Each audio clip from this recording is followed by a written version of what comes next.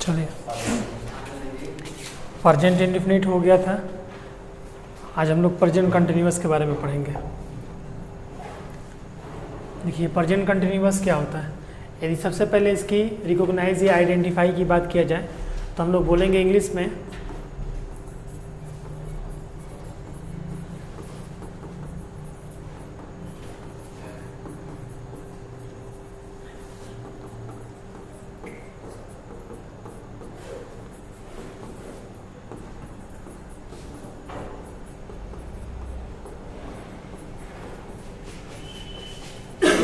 ठीक है।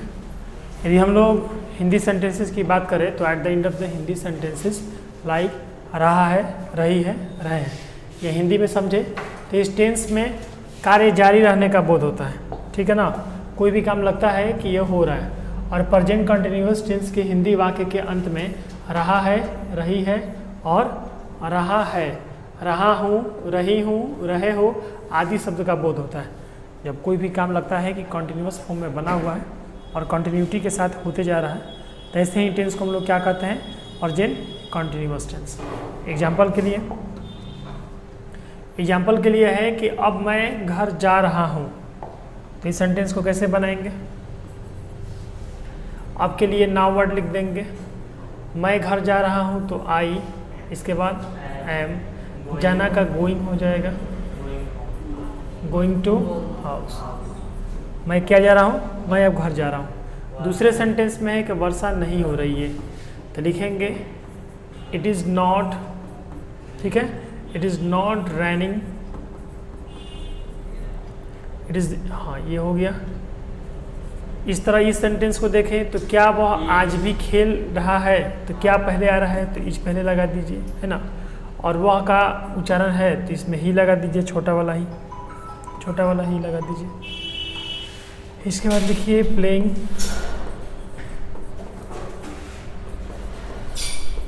ठीक है, प्लेइंग क्रिकेट। और आज भी क्या होगा, एल्सो टुडे, एल्सो टुडे। किसी भी सेंटेंस में जब टुडे आए, है ना, किसी भी सेंटेंस में जब टुडे आए तो उसको ध्यान रखना है कि या तो सेंटेंस के शुरुआती दौर में रखना है या तो किसी सेंटेंस के अंत में रखना है। शुरुआती दौर में टुडे रखते हैं फिर भी अच्छा है, और अंत में रखते हैं तो सबसे बेस्ट होता है। टुडे, टुमोरो या स्टरडे जैसे वाक्य आए तो उसको सेंटेंस के शुरुआती दौर में या फिर एंड में। इस प्रकार और भी सेंटेंसेस हैं, कुछ एग्जांपल आपके सामने कुछ इस प्रकार भी यहाँ पर है। जैसे देखिए, उदाहरण के लिए है कि राम एक पत्र लिख रहा है, Ram is writing a letter. Subject में राम आ गया और लिख रहा है के लिए इज और आईएनजी बना रहा, क्योंकि इसका जो रूल होता है, इसका रूल कहता है, पीसी का रूल कहता है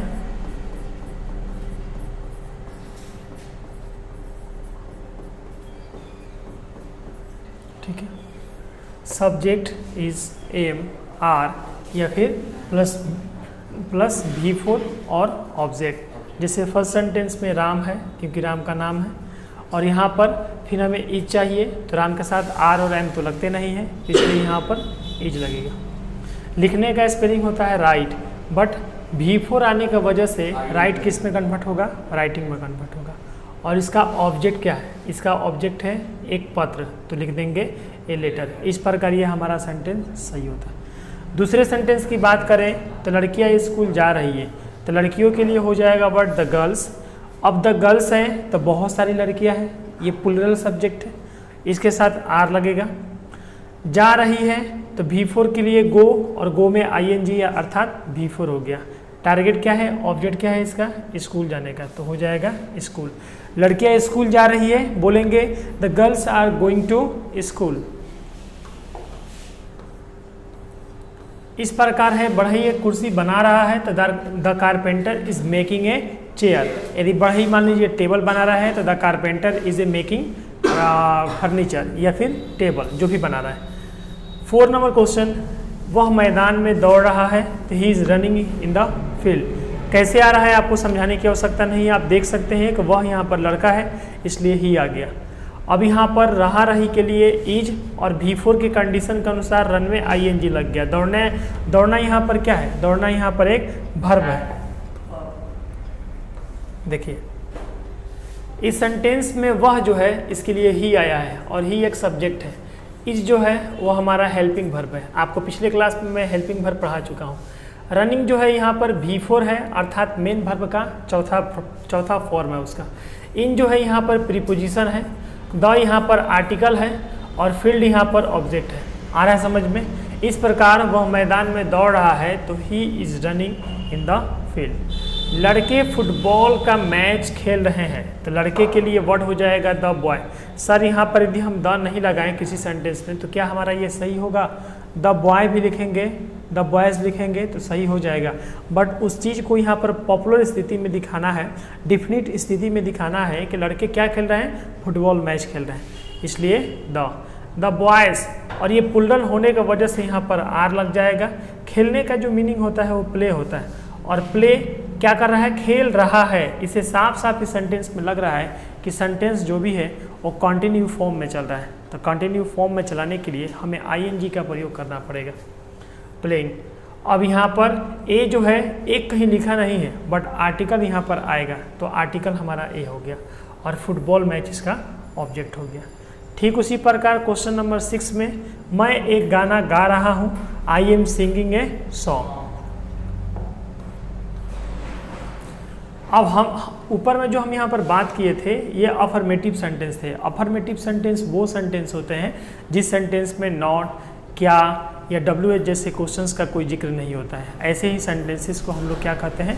अफर्मेटिव सेंटेंस कहते हैं। अभी इसके बाद हम लोग यदि नॉट लगा दें तो ये सेंटेंस हमारा निगेटिव सेंटेंस में कन्वर्ट हो जाएगा। निगेटिव सेंटेंस के पहचानने के कुछ नियम हैं, रूल्स हैं। इज, आर और एम, इसके बाद यदि इंग्लिश वाले किसी सेंटेंस में नॉट लगा रहा है ये साफ साफ जिक्र होता है या साफ साफ इसका पहचान होता है कि हमारा निगेटिव सेंटेंस है। एग्जाम्पल के लिए देखिए, मैं मुंबई नहीं जा रहा हूँ, I am not going to Mumbai. यहाँ पर आई एम नॉट जो लगा हुआ है तो नॉट यहाँ पर तीसरे स्थान पर लगा हुआ है और दुनिया के 95% केस में जो नॉट का प्रयोग होता है वो 3 नंबर पे होता है। कोई ऐसा सिचुएशन होगा जिसमें नॉट 1 नंबर पे अर्थात 4 नंबर पे चला जाएगा। यहाँ पर दूसरा जो वाक्य हम लोग का, वह अपनी गुड़िया से नहीं खेल रही है तो वह के लिए लड़की है, छोटी बच्ची है, इसलिए यहाँ पर सी इज लगाएं, चूँकि सी के साथ इज लगेगा रूल के अनुसार। और यहाँ पर नॉट क्यों आ गया? क्योंकि नहीं है। तो 1 2 3 तीसरे स्थान पे देखिए, जितने भी आप सेंटेंस देखिएगा 1 2 3 नंबर पे क्या आएगा? आपका नॉट आएगा। इस सेंटेंस में भी 3 नंबर पर। इस सेंटेंस में द काउ एक वर्ड में काउंट होगा, 2 नंबर में इज और 3 नंबर में नॉट। इस प्रकार इस सेंटेंस में भी नॉट कितने नंबर पे आ रहा है? 3 नंबर पे। बिल्कुल ही अफर्मेटिव की तरह ही होता है बट नॉट का प्रयोग तीसरे स्थान पे करके इस सेंटेंस को हम लोग बना सकते हैं। अब यदि थोड़ा सा हम लोग इसमें आगे बढ़ें प्रेजेंट कंटिन्यूअस में तो कहीं कहीं देखिएगा कि आपका जो काम है वो जारी रहने का बोध हो रहा है। तो जिस काम में जारी रहने का बोध हो रहा है उसे ही हम लोग क्या कहते हैं? प्रेजेंट कंटिन्यूअस टेंस कहते हैं। ये रहा इसका अफर्मेटिव सेंटेंस। अफर्मेटिव सेंटेंस पे देखिएगा तो ही, सी, इट जो है वो सिंगुलर नाउन है। सिंगुलर नाउन है, एक वचन है और ये सब्जेक्ट के साथ इज के रूप में लगते हैं। दूसरे रूल की यदि बात करें तो यू, वी और दे जो हैं ये हमारे प्लूरल वर्ड है और प्लूरल वर्ड के साथ क्या लगता है? आर लगता है कि हाँ, क्योंकि यहाँ पर जो वर्ड है बहुवचन ये प्लूरल वर्ड है, इनके साथ आर लगेंगे। एक बचा एम, एम का अर्थात होता है सिंगुलर। जैसे मैं आम खाता हूँ या मैं रोटी खा रहा हूँ तो इस सेंटेंस में जो मैं हूँ तो मैं सिंगुलर हूँ, लेकिन एम के साथ हमेशा इज नहीं लगता है, एम लगता है। आई के साथ एम लगाकर वर्ब को फर्स्ट फॉर्म में आईएनजी लगा देंगे। ठीक है, इस प्रकार हम अब यहाँ पर कुछ वाक्यों के देखेंगे। जैसे राम एक पत्र लिख रहा है तो Ram is writing a letter. लड़कियाँ स्कूल जा रही हैं, ये आपको पहले भी ये सेंटेंसेस हम करवा चुके हैं, बस एक बार इस पर गौर फरमाइएगा और ध्यान से देखिएगा। ये रहा आपका अफर्मेटिव सेंटेंस जिसमें नॉट का उच्चारण दूर दूर तक आपको कहीं भी देखने के लिए इसमें नहीं मिलेंगे। बट इन सेंटेंसेस की बात करें तो इनके हर तीसरे स्थान पर आपको नॉट का उदाहरण आपको देखने के लिए मिल जाएगा। She is not, I am not, the cow is a not. ये हो गए हमारे निगेटिव सेंटेंस। अब यदि हम इंट्रोगेटिव सेंटेंस की बात करें तो इंट्रोगेटिव सेंटेंस को हिंदी में हम लोग प्रश्नवाचक वाक्य कहते हैं। प्रश्नवाचक वाक्य का अर्थ होता है कि शुरुआती दौर में क्या लगा रहेगा, या फिर बीच में कब, क्यों, कैसे, कहाँ जैसे वाक्य होकर WH प्लस इंट्रोगेटिव का रूप लेगा।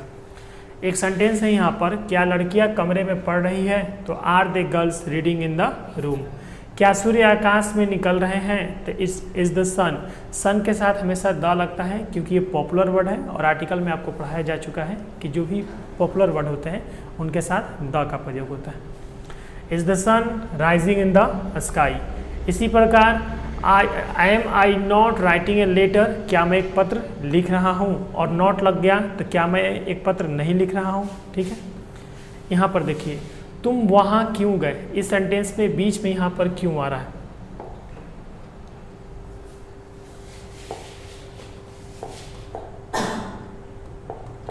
इस सेंटेंस में क्यों यहाँ पर बीच में आ रहा है, और यहाँ पर इंट्रोगेटिव। दो पहचान, एक तो क्यों कब कैसे बीच में आ जाएगा, और एक पहचान यहाँ पर इंट्रोगेटिव। क्यों के लिए हम लोग वाई लिखेंगे। अब यहाँ पर तुम आने वाला है यहाँ पर, तो इसके जगह पे तो इज ला नहीं सकते, एम ला नहीं सकते, यू के साथ क्या आएगा, आर आएगा। तो क्यों वाई है, और यू के वजह से यहाँ पर आर आ गया, तुम के जगह पर यू आ गया। जाने का जो स्पेलिंग होता है गो होता है, बट रहा रही के फॉर्म में आ रहा है, तो इसमें क्या होगा, ING का प्रयोग होगा, और ये बन जाएगा हमारा गो। और यहाँ पर कहाँ जा रहे हैं भाई, तो वहाँ जा रहे हैं, तो वहाँ का स्पेलिंग होता है देयर। यहाँ का स्पेलिंग जो होता है वो हेयर होता है, जैसा कि आप लोग जानते हैं, और वहाँ का स्पेलिंग क्या होता है, वहाँ का स्पेलिंग जो होता है वो देयर होता है। इस प्रकार छठे नंबर क्वेश्चन देखें हम लोग, तो वह अब किसी की पुस्तक पढ़ रहा है। किसी के लिए जो वर्ड लगता है वो whose लगता है, ठीक है, WHOSE। तो whose बुक, किसी की पुस्तक एक वर्ड है यहाँ पर, तो whose बुक, इसके साथ हमारा इज। और यहाँ पर देखिएगा तो वह है, वह अब किसी की पुस्तक पढ़ रहा है। इससे ये पता चलता है कि जो डूअर है, जो करता है, वो एक पुरुष जाति का है, इसलिए यहाँ पर ही। यही स्त्री रहती तो सी लगाते हैं, आपको इसकी जानकारी होगी। पढ़ने के लिए रीड होगा, बट पढ़ रहा है, जहाँ भी रहा है, रहा था, रहेंगे, रहा वर्ड जहाँ भी आएगा, इससे साफ साफ पता चलता है कि जो सेंटेंस हमारा है वो कॉन्टिन्यूअस फॉर्म में चल रहा है, जिसके वजह से यहाँ पर ING V4 हो जाएगा। अब के लिए क्या होगा, नाउ। और इस प्रकार हमारा यह सेंटेंस कंप्लीट हो गया। दूसरा सेंटेंस है कि तुम कमरे में क्या कर रहे हो। तुम कमरे में क्या कर रहे हो, तो क्या का स्पेलिंग क्या होता है, वाट। अब यहाँ पर यू आने वाला है, तो यू के साथ क्या लगता है, आर, तो वाट आर यू, ठीक है। और करने का जो स्पेलिंग होता है वो डू होता है। रहा रही के वजह से यहाँ पर ING लग जाएगा। और कहाँ पर भाई, तो इन the room, in the room. इस वाक्य को आपको समझ में आया, और इंट्रोगेटिव प्रश्नवाचक मार्क के वजह से यहाँ पर क्वेश्चन मार्क हम भी डाल देंगे। इस सेंटेंस में करने के लिए डूइंग वर्ड लगा है, चूँकि कर रहा है, और इस सेंटेंस में इस कमरे में, मतलब कि कमरे में, तो कमरे में सर इन रूम लिखेंगे कि इन द रूम लिखेंगे। अब यहाँ पर किसी से ये प्रश्न पूछा जा रहा है कि तुम कमरे में क्या कर रहे हो, तो यहाँ पर किसी से ये प्रश्न पूछा जा रहा है कि तुम कमरे में क्या कर रहे हो, तो कमरे को ऑब्जेक्ट के रूप में टारगेट करते हुए हम यहाँ पर आर्टिकल द का प्रयोग कर देंगे, ठीक है। तो द हमारा क्या होगा, सही होगा। इस प्रकार आप अफर्मेटिव, निगेटिव और इंट्रोगेटिव सीखें प्रेजेंट कंटिन्यूअस की।